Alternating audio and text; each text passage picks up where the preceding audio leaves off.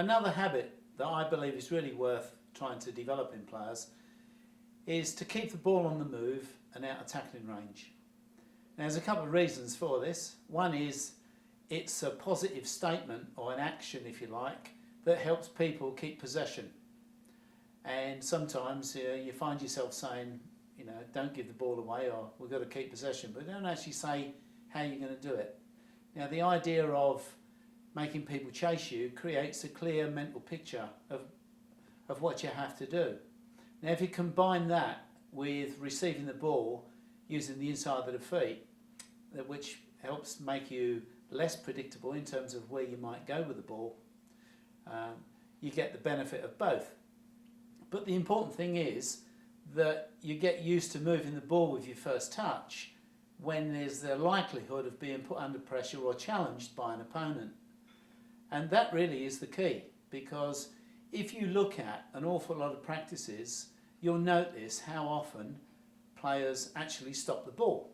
And one of the reasons they lose possession is it's all down to time when opponents are going to challenge you for the ball. So if someone is, just over 2 metres away or close to that, and you stop the ball as a habit, which is the case with an awful lot of players, instead of moving it with your first touch, by the time you actually have your second touch to move the ball again, a defender is close enough to actually get a challenge in.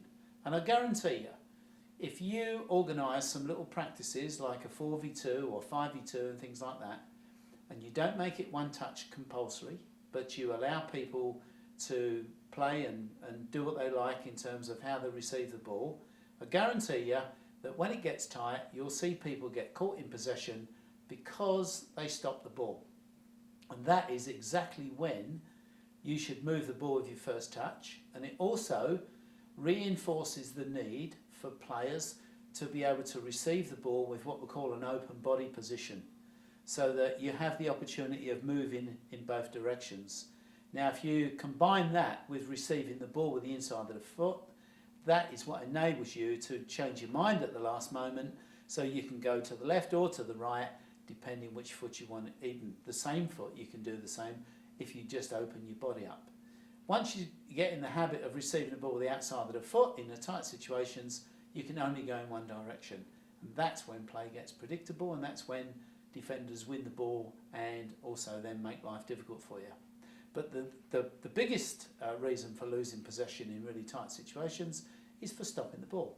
So, get into the habit of moving the ball with your first touch, and there's another final reason, and it's to do with how defenders approach you in games. I just want to explain this. So, for example, if a player, let's say a player is in a position, first of all, where he's goal side, and the ball gets played to a player like this. Now, if this player stops it, the defender may just continue to come down the line because he's already goal side of the ball and the player. But if this player moves the ball with his first touch, then this player won't come straight at the ball like this, or make a movement to go sideways or to get back between the ball and the goal before coming down the line. So that buys you a little bit of time. Just one example on that area of the field. The tighter play gets, the more important this becomes.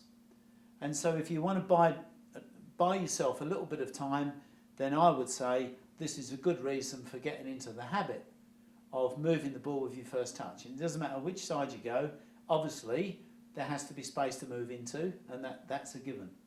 But that's the main advantage of receiving the ball and moving it with your first touch, if indeed you don't pass it.